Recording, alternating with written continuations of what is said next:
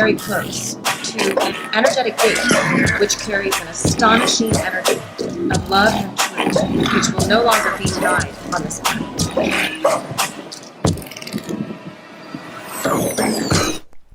Welcome back to True Reality TV, Inside LoveHasWon, episode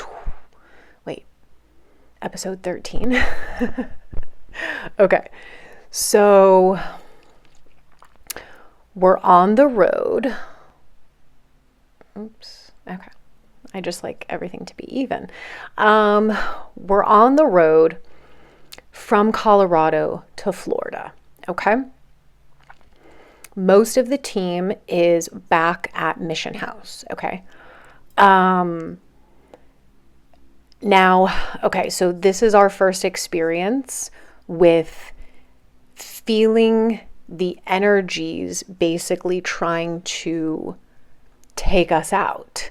This was my first experience with that. And it was in that moment, for me personally, where I understood more of what was happening with the energies.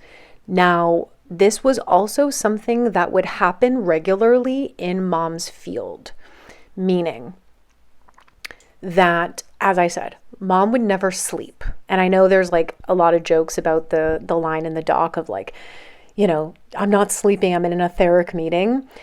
But like, honestly, that's exactly how it was. Like, Mom would look like, okay, a normal person is sleeping, right?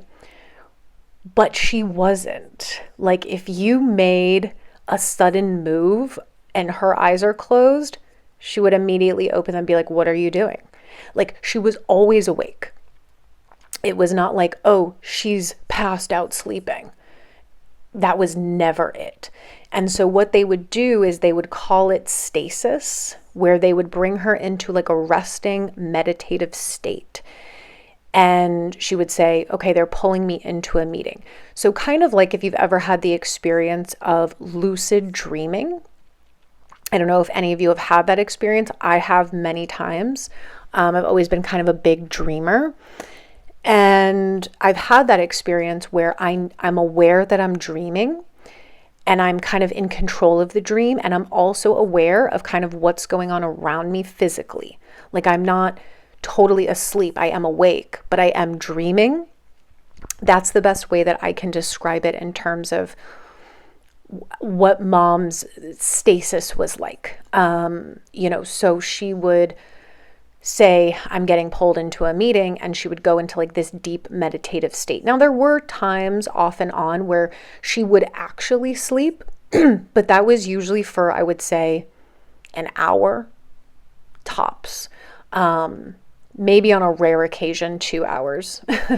And part of it was, like I said, from the time she was young, she didn't sleep, but she had also shared with us things that are absolutely true, which is that in the fifth dimension, nobody sleeps. That's not a thing. They also don't eat food, right? But now we're not there yet. So it's not like we can just give those things up. But it is an awareness in terms of, as we go on this ascension process, a lot of the things we physically need right now, we will no longer need at a certain level of consciousness as our bodies actually go through what we call like the crystalline process, the light body process. So Mom was still eating at this time, but again, food was becoming more and more of a thing, to the point where Mom, when she ate food, could feel the consciousness of who made the food. Like, I'll never forget, there was one time, I don't know if it was a Mexican restaurant or like something, right? But Mom, we get her something that she had, these things that she really liked. Mom was a big fan of dips, okay? Queso dip, guacamole, salsa. She loved, also French onion dip. She loved French onion dip. Ranch dip with the packet though, not just ranch. It has to be the ranch packet. You mix it with sour cream. That's just a little tidbit for you guys. But so much better than regular ranch dip. Anyway, so she loved a good dip. She also grew up, like her fond memories with her family and her daddy Reed were she loved appetizers. That was just kind of her thing. Like and which I love too. Like I'm not an entree girly. I like a variety. I think because we both have Mars and Gemini, it's like kind of a thing where it's like, I don't want just like one big entree. Like I want different things to try, like little appetizers. Anyway, that's how mom was. It's my vibe too. So I totally get it. So she liked those certain things, and she had certain memories of foods that used to bring her joy, because she would say, food is for joy, right? There's a big dysfunction around food in the collective, and that was also what was affecting mom. Remember, this is through her lens, okay? But when she was taking on all of the collective density and dysfunction, most of the dysfunction was around food and sleep. Humanity is mostly unconscious when they're sleeping. They are also very unconscious when they're eating. And so she would teach us to bless the food. That was very important. And I recommend that for everybody. You can use the violet flame. You can say a prayer over it, whatever. But blessing the food. Blessing anything that you're utilizing, right? Beverages, water, especially if you're utilizing alcohol, you want to bless that too. It's a tool, not an escape. It's not a crutch. Anyway, so food was a thingy. But I remember, I think it was like a Mexican restaurant. Anyways, we got her like something, quesadillas, I don't know. And she said when she ate the food, she goes, whoever made this was on drugs, hard drugs. And that was a big no for mom. I know there's everyone thinks they've got it all figured out and oh my God, she was just on drugs all the time. No, she wasn't. Nor was the team. That was a very hard rule, by the way. Hard drugs, not allowed. And there was multiple people who got kicked off mission for that. Just an FYI. Now, also, for most of mission, 90% of the mission, we were all sober, by the way, because we were not in the state of consciousness to be able to utilize anything like beer or wine or, marijuana. We weren't at the level of consciousness to where it was actually being utilized in a higher state. It was being utilized in a lower state. So just a fun fact. Yes, later in the mission, we did utilize things like marijuana. There was a period of time in Florida where we did utilize, like we were, drinking like normal people to a certain extent. But for 90% of the mission, we were all sober. Okay. So I just want to put that out there for everybody who has some other type of perspective, but that's the truth. Because mom could feel when everyone was going unconscious and she was just like, we just can't do this. Now, so she picks this up from the food. We call the restaurant and just say, obviously we it's hard to kind of explain, but we're like, hey, do you have like cooks there who are like using drugs? And they end up apologizing and say like, yes, like one of their cooks, has struggles with addiction or whatnot. I don't remember what they said, but mom could pick it up in the food. So this was a theme throughout the rest of mom's journey, is anything she was given, whether it was a gift, whether it was food, whether it was a glass of iced tea, like whatever it was, she would immediately feel the energy that was within that thing. And it normally had to do with the person who was giving it, making it, handing it to her, etc. This was the type of precision that we were trained on. To most people, it won't make sense, but this was what mom's journey was. She had to train us the best to her ability of how to do everything, create everything, make everything from a pure state of consciousness. When the ego would get infused into that, she could pick it up. So food, was a thing, but she was still eating a lot at that time. Now, okay, so we have the experience with the fucking crazy energy, right? We get to, I believe it was Arkansas. It was Arkansas. And the weirdest thing had happened too, where we were following the GPS, right? We're following this certain route. The Galactics guided us to stop in Arkansas for one night. We lost 2 hours in that trip and we have no idea how it happened. Like basically it took us 2 hours longer than it should have, even though we were following the GPS the whole time. And it wasn't like one of those things where there was traffic, there was a thing. We literally lost 2 hours of time and we have no idea how it happened. This was another thing that would go on. Again, unconsciousness would come in and mom would see it and be like, what happened? And we didn't know. Okay. So we were traveling from Colorado to Arkansas. Now, when we were in Colorado, we had actually stopped for one night at the Great Wolf Lodge, which Robin guided her to go to because they had like a water park and they were, the Galactics were like, oh, she would love that. That would be so much fun for her. She had a decent time, but this was when she was starting to struggle. Again, she couldn't be out in public for long periods of time, and she was starting to struggle to walk at this point. This is when her feet started to really decline, and because her feet were the main exit point of energy, if you're aware of like meridians and things like that, the hands and the feet are main exit points for energy. So her feet were the main exit point for all of her processing. She had also spent so many years walking. She was a walker and a runner, man. Like you couldn't keep that woman down. She would pace for miles and miles a day. I mean, I gave you guys the stories of in Philly. She walked the track every day for 16 hours a day. Like walking and running was part of her process, but this also created a lot of physical damage for her feet.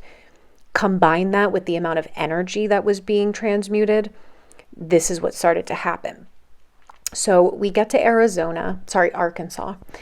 And then the weirdness continues. We lose 2 hours. Also, there was like kind of this joke, but like mom does not like the color gray. She does not like the color gray. She's like, it's not a real color. It's not part of creation. And Lulu had this pillow with a gray pillowcase, and mom always hated it. She was like, get it off the bed. I don't like the gray. Anyways, it was just kind of this funny thing. But so when we were packing up to leave, me and Hope specifically, because we were pretty much the ones who were always like, and Faith, of course, like making sure that mom had the things that she needed, right? She loved to have her crystals with her sage, her incense, her soft blankets, things that could bring her comfort in the moments when she was super overwhelmed, when she was experiencing pain. We all have our little comfort things. We always made sure that we had that. And so the pillows were a thing too. We vividly both remembered, we looked at that gray pillow and we were like, fuck that gray pillow. We're not bringing it, right? The whole time when we're packing up the car, we're traveling, the gray pillow is not there, okay? It's not there. We did not bring it. Lulu says he didn't bring it either. I don't know. So we get to Arkansas and we get guided to go to, I believe it was Little Rock. Little did we know that this was the hometown of the Clintons. So this place is dense, dude. I believe it was Little Rock. And you drive in, there's like this huge sign, like hometown of the Clintons. We're like, oh, great, perfect, just what we need. So we roll into this campground to stay for the night, and Lulu's doing his Lulu thing. He's in it, whatever. And all of a sudden, mom starts yelling. She's like, what the fuck? And we're like, what is it? And the gray pillow has appeared it was a little RV. In the RV, we're like, where did the gray pillow come from? And Lulu's like, I didn't bring the gray pillow. We're like, well, we certainly didn't bring the gray pillow. So it's just like so bizarre. And it was like this pillow just like came through this portal. So we throw the pillow outside. Mom's already like, this energy is like not my vibe. And so, okay, so the next day we're gonna get ready to leave Arkansas. But me and Hope go into town to get a few supplies and things for the road. Now, we're in this shop, right? And this was the day of the funeral that was for George Bush Sr., I believe, right? Okay, you know the famous funeral where they all open the envelopes and Trump is there and everybody's looking at each other, and we still to this day are like, what was in the envelopes? Like, what did they say? It was that day. So we're in this shop, they're playing it on television, and we're like watching it live. The envelope thing, everybody's looking at each other. We're like, what is going on? And then George Bush Jr. gets up on the podium and he's like giving his little speech or whatever. And at the end of this little speech or whatever, he says, I know that you're up there now holding Mom and Robin's hand. Now, I don't know who he was referring to, if he has someone in his family named that. We had no idea, but we were like, weird. So just weird syncs that had happened along the way. And of course, we were like in the hometown of the Clintons at the time. So it was all super weird. So we continue on and we get down to Florida. And so Mom and Jason are staying at this hotel that's like right next to Disney, right? We had the few people that had, offered kindly to pay for that trip for her. And so me and Buddha and Hope go and we're staying at a hotel in Clearwater, which is where Mom had been before when she had first come down to Florida, and she did a ton of ceremonies there and all this stuff. And so we're there, we go and do some ceremonies on the beach, we're like checking out the energy, right? And so all is well for like 2 days. And then obviously the energies were too much. Either there was too many people, too much unconsciousness, whatever was going on. And Lulu goes into full Lulu mode. And he like freaked out. I don't remember what happened, but he like throws Mom's phone off the balcony. Now, we had already kind of been feeling like something odd was going on. We finally get in touch with them, and Mom kind of tells us what's going on. She's like, the energies came in, he's in it, and like, I need to get out of here, basically. And so Buddha goes with our other friend who was down there with us at the time, and they go up to the hotel in Orlando to pick her up and bring her to Clearwater. And so we're in this hotel in Clearwater. Now, she basically leaves, we leave him there in the hotel.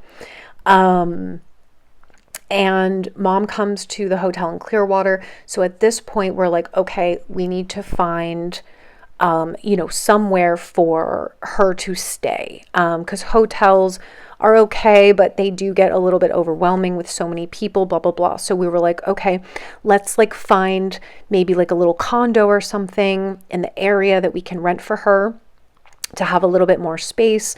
The goal for a long time was to get her like to the ocean because she loves it so much, but she was struggling with the walking.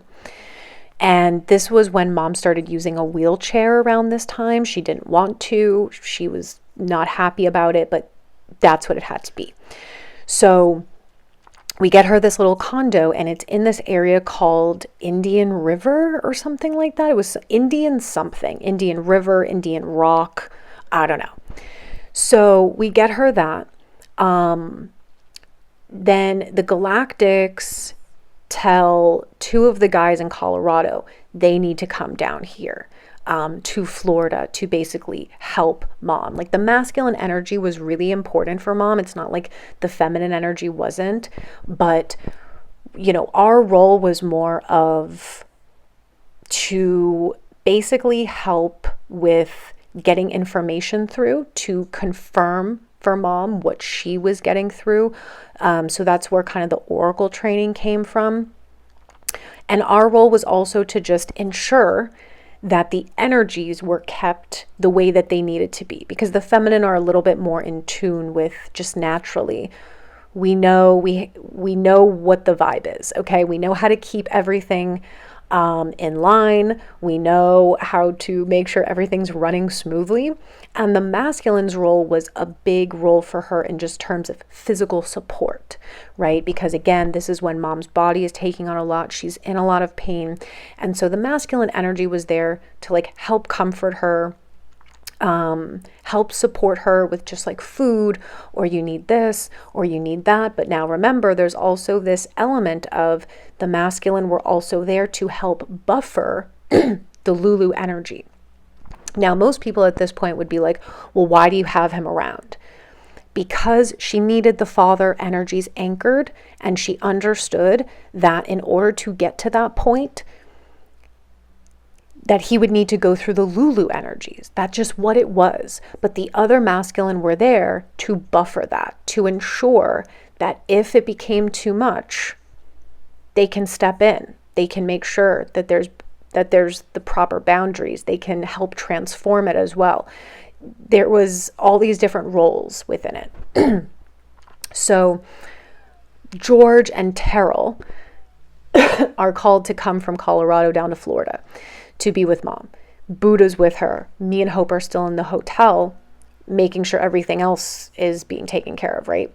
So he's left in Orlando, very similar as like when they left him in Medford. Now, this is a story that will give you another inkling as to like kind of how powerful those energies are, the father, the Lulu energies. And this is a moment where, again, mom is giving him these experiences to transform his lower and anchor in his higher. So this is kind of crazy, actually. Another moment where he did break through the lower and was able to anchor in the higher, at least for a good moment. And so we set mom up in this condo, right? Indian Rock, Indian River, whatever it's called. Buddha's with her. George, Terrell. Me and her are at a hotel not too far away. Just, we're on call. And one day, Hope and I are driving from our hotel to mom, probably to bring groceries, something. We're driving down the street. I'm driving. I look over to my left and I'm like, is that Jason, aka father? And Hope's like, no fucking way. There's no way. How would he find us? Remember, at this point, I don't think he had a phone with him at the time. We left him in the hotel. He has no idea where mom is, where any of us are. And I'm like, let me do a U-turn just to make sure. Do a U-turn. Following him down the street. He's just walking. He's got a backpack on. It's him. I'm like, there's no way, dude.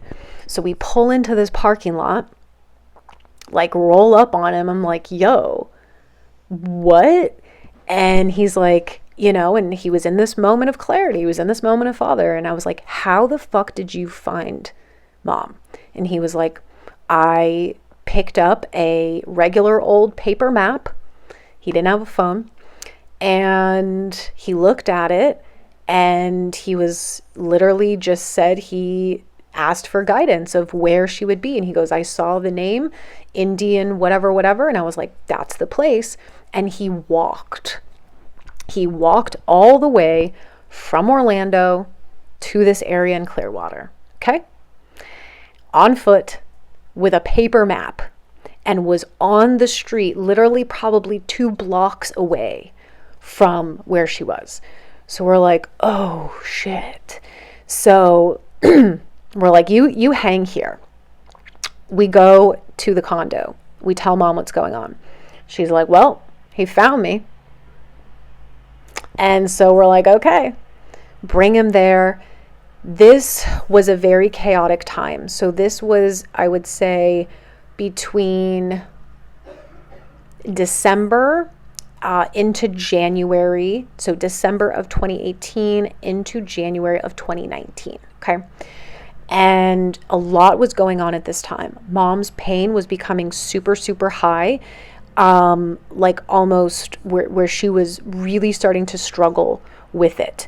And she had said part of this journey, you know, those last couple of years, was for her to master the pain. She had gone through pain and suffering experiences, and now she was actually having to master physical pain, emotional pain, taking on what she was taking on for humanity. So this was a really kind of heartbreaking time as well, because, you know, the more the unconscious energies were present, the more pain she had. But it was also like this paradox of like, she also contracted for that. Like she contracted for all the unconscious to come to her so she could process it. So it wasn't a matter of like, well, yeah, of course, if like everybody just left and she was by herself, would she have been better? Maybe, but also not really, because at this point she was taking on the collective energy. So it was like it was a lose-lose situation. It really was. It was a lose-lose situation the whole way through. And she starts taking on, and this was something she battled, because remember, in this area of Florida is what she said is the cabal headquarters. So she starts taking on the dismantling of some dark technology while she's down there in Clearwater. What she described was, she said, right outside her condo, right, is she was picking up what she called the blob. She described this as like some huge underwater type of dark technology that was basically emitting low frequencies from the middle of the ocean. She called it the blob. Greetings, everyone. I don't know if this video will go out or not, but angels guided me, of course, to put it out in these moments, these like crucial and critical moments.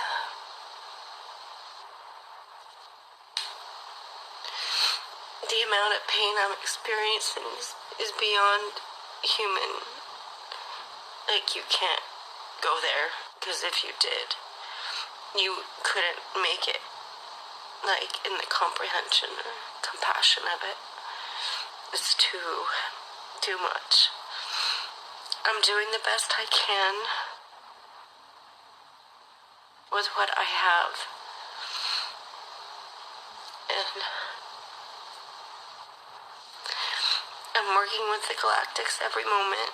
Robin's here. Of course, he's concerned because I've reached over 800 levels of pain. And you can't comprehend that in human terms. And I apologize for breaking down.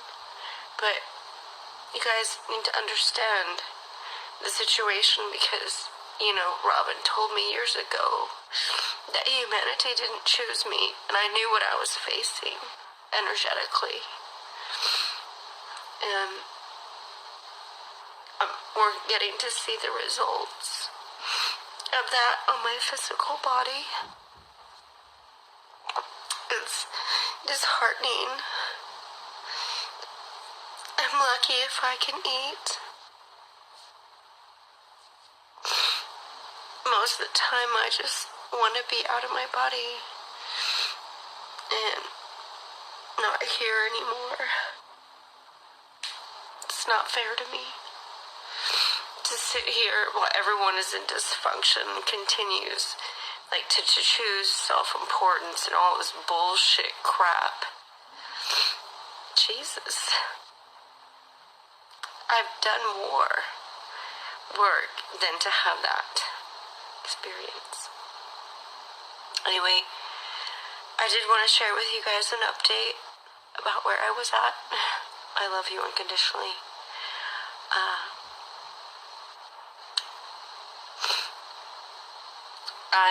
Despite anything, for me, love has won. And despite anyone who has stolen from me, challenged me, raped me, pillaged me, taken me down, called me down, put me in the corner, whatever you had to do, ego, you're fucking over now. This is my planet. Fuck you, motherfucker. Taker. You don't get to take from me anymore. All givers inherit planet Earth equal heart. Love you. So for those couple of months, she was battling the blob. That's all she could describe it as, is it was this big blob of lower technology based in the ocean, and she was working on dismantling it. So it was a chaotic time. It was not a great time.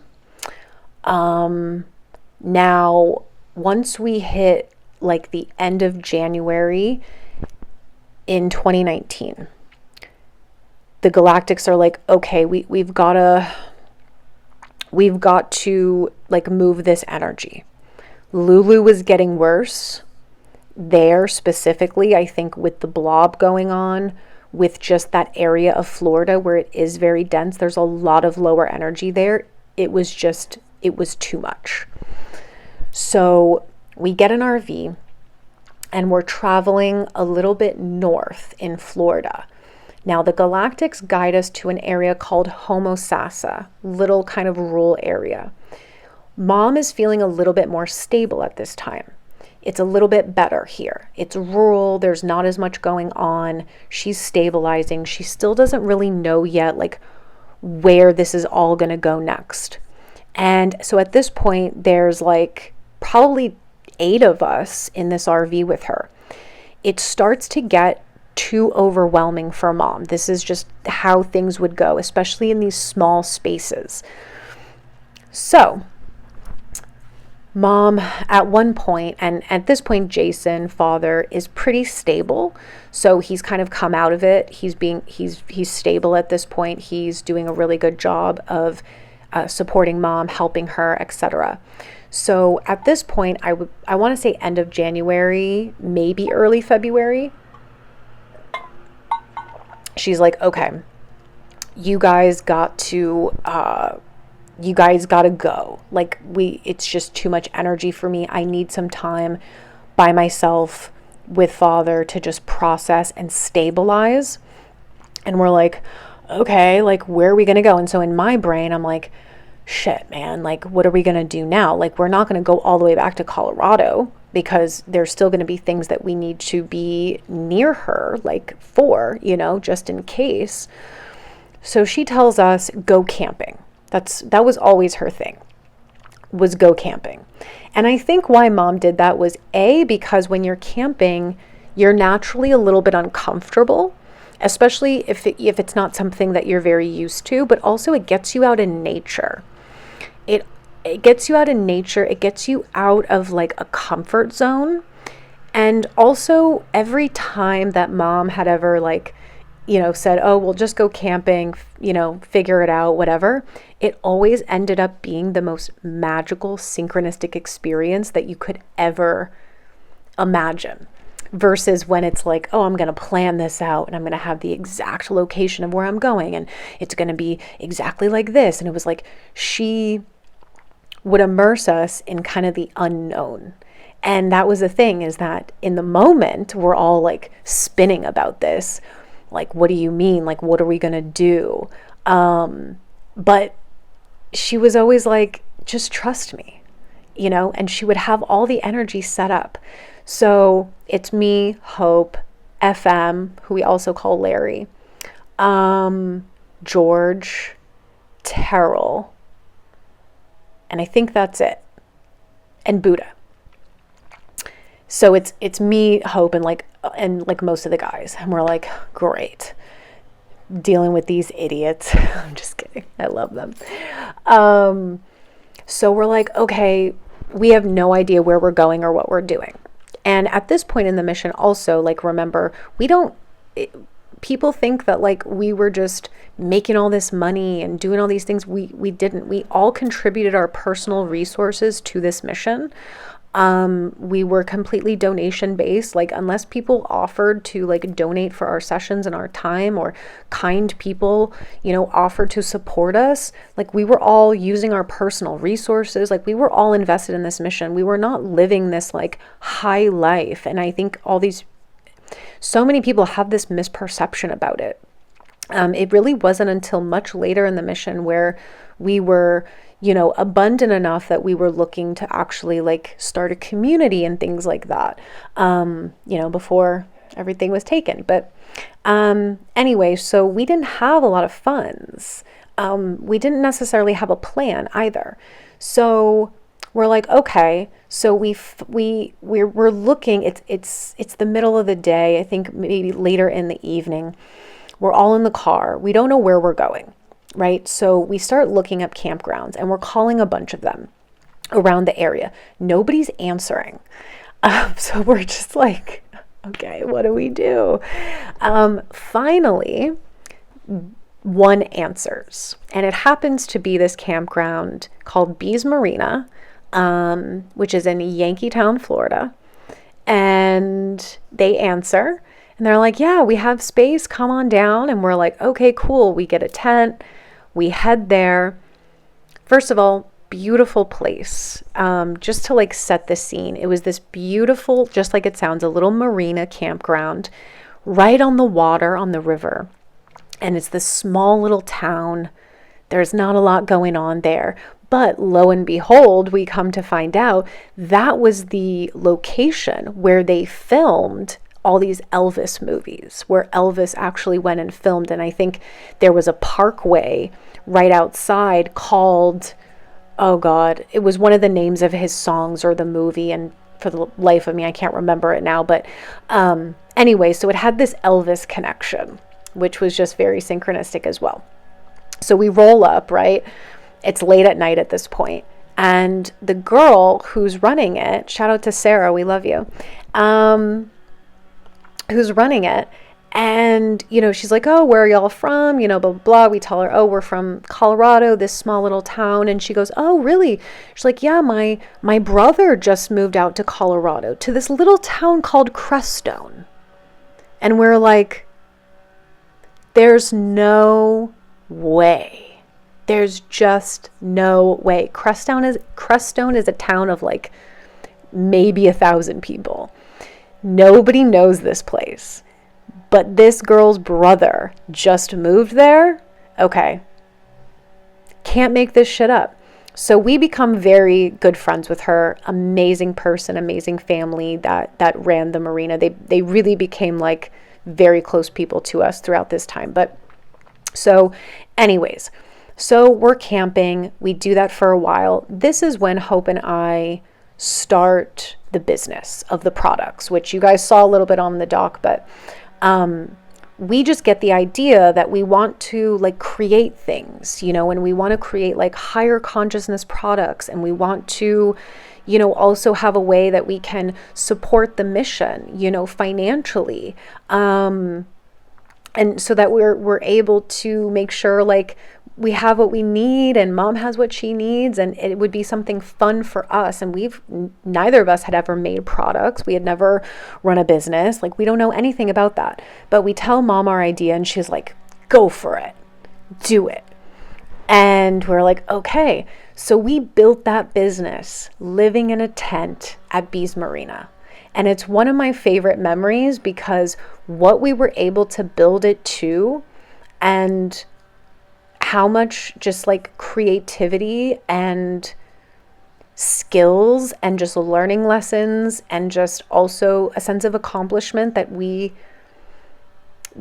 did for those years. I'm really proud of that. And we started it in that tent.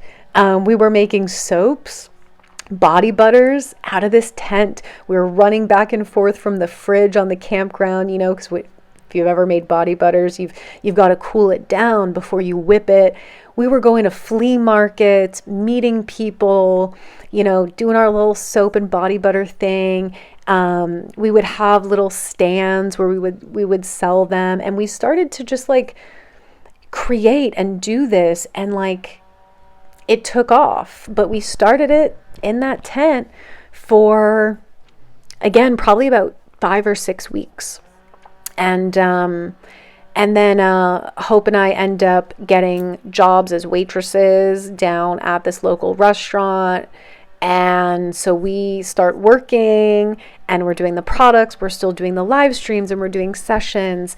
Some of the guys started working also at the tiki bar at the campground. It was a great time. We met so many amazing people. We had a lot of fun. We were creating. We were, supporting. We were just transforming a lot. And mom was doing fairly well at this time. Now, where it took a little bit of a turn is that the Lulu was coming out again, and he was unable to transform it.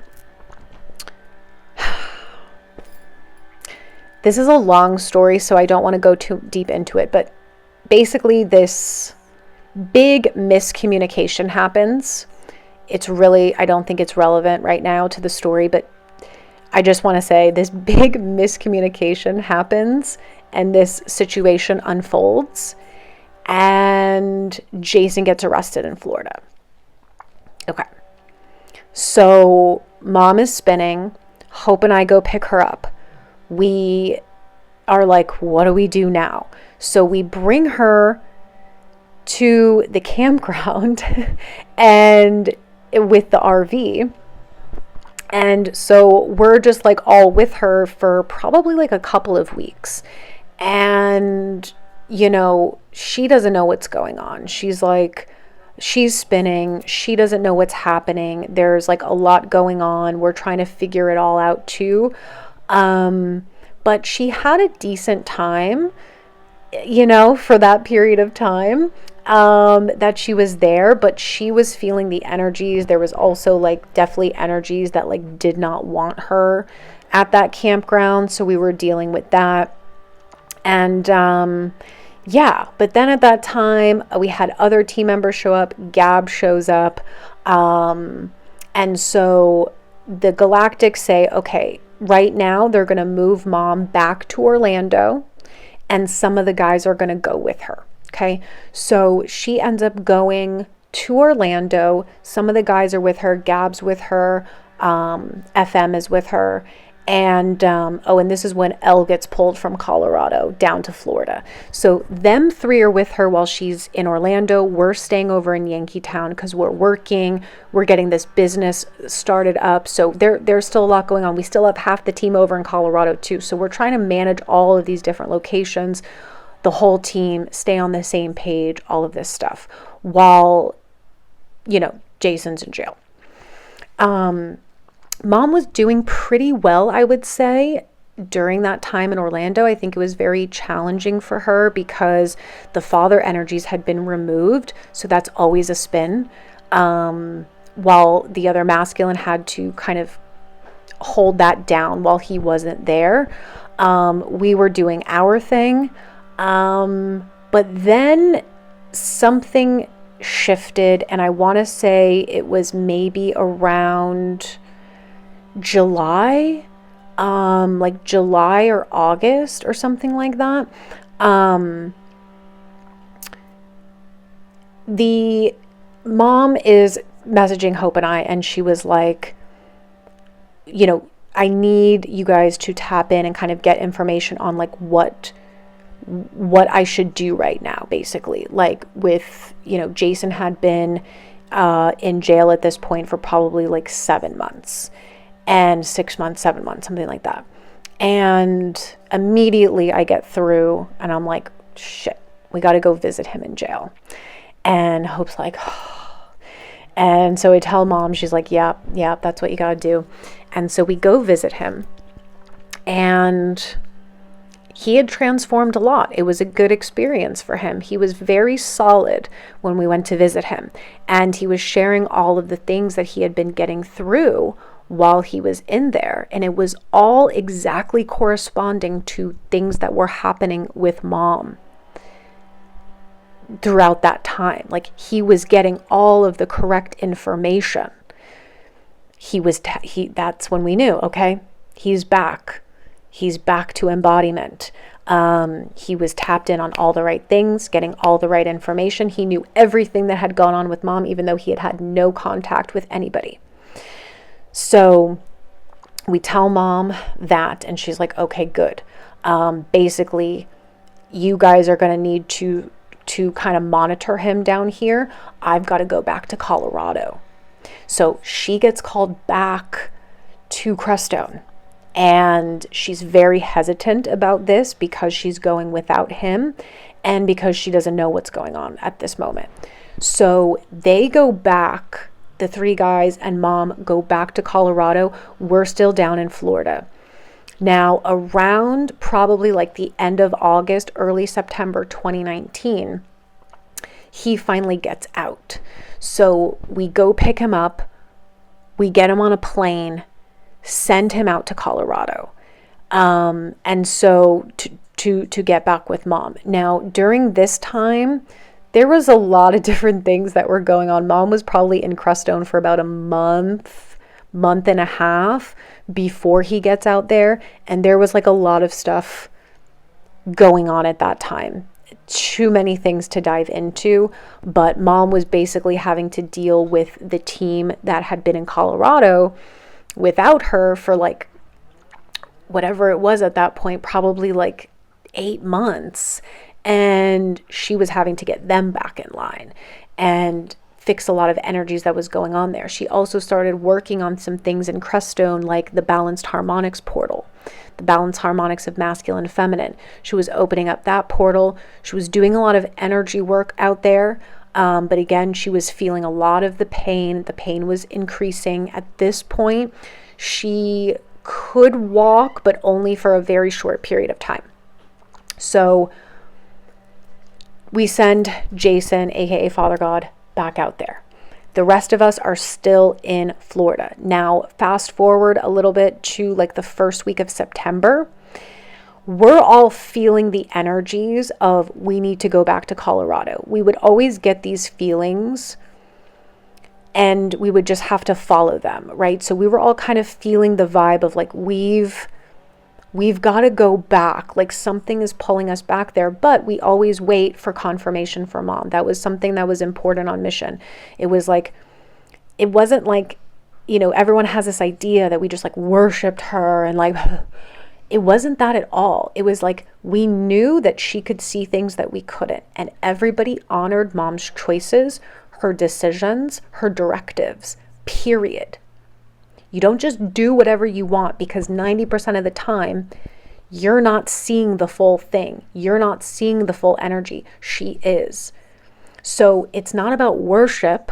I think there's like these two weird perspectives. Some people are like, oh, they worshiped her and like just did everything she said. But then there's this other, this paradoxical perspective of like somehow like, we were controlling her. It was like, pick one. It wasn't any of that. It was she gets the final say, period, end of story. If you don't respect that, leave. You could bring a suggestion, you could ask her for guidance, you could say, hey, I have this idea, I have this feeling, I'm feeling like I should do this, and she would be like, yeah, go for it, or hey, hold up. The galactics are saying hold off on that, right? So she gets the final decision.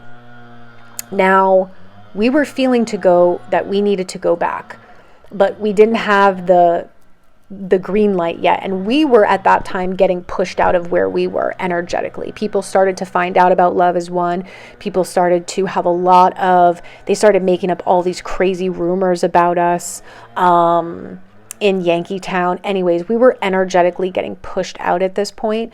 So finally one day, it was one night, Mom and Jason called and basically said, like, Mom is really struggling, like physically, energetically, like energy is coming in. Remember, she's going back to Crestone now for like the third time. And notoriously, every time she shows up back in Crestone, she gets slammed with energy because they don't want her there. They do not want her there. So she gets hit with that every time. So we were like, okay, Hope's got to go back, because Hope was, such a key person for Mom in terms of like being able to stabilize her, having this caretaker role, keeping her calm. That was Hope's role, and she very much was that caretaker and that stabilizer for Mom. So she had to go back quick. Now, I'm left there. I've got to wrap all this up. We've got a ton of people with us, and we're going to get ready to head back. I remember it was the 9/9 portal, September 9th, and I remember I messaged Mom and I was like, we got to get out of here. I just need the green light. We got to go. And she was like, okay, follow the synchronistic events. Okay, cool. So we're wrapping everything up. We're starting to travel out of Florida back to Colorado. The energy hits, and what happens? The RV breaks down. I'm like, you've got to be kidding me. And this is the stuff that would happen all of the time. Like, every energy would want to stop you from doing what you're supposed to do, or want to delay you or put you on a different timeline. And so then we spent about a week in North Florida somewhere, repairing this RV ourselves. So Terrell and Buddha are taking on this RV repair. I'm spinning. I'm like, we're never going to get out of this energy. Like, and I was just like, so just spun, because I also knew Mom wasn't doing well and we needed to get back. And anyway, we finally get out of Florida. We get back to Colorado, and for a short period of time, I would say like September and October of 2019, like everything is fairly stable. There is still a lot going on, but there is like a fair stability to it. Now, this is where the energies start getting extremely intense. Like, I would say 2018 was intense. 2019 was fairly intense, but Mom was fairly stable. We were having a good time. We were living in this beautiful energy. And yes, there was challenges and there was low points, but we were living in this beautiful energy. There was magical synchronistic events, like great things were happening. There was low periods, there was high periods, but this is where the energy really takes a turn into a lot of intensity, and into what would become the next year of mission would become, I'd say, the best and the worst year that we'd ever had, and the most dramatic and the most intense. And this all began when we returned to Colorado, and this takes us into 2020. So I'll continue that story on the next episode. Thank you guys for listening and for watching, and I'll see you then.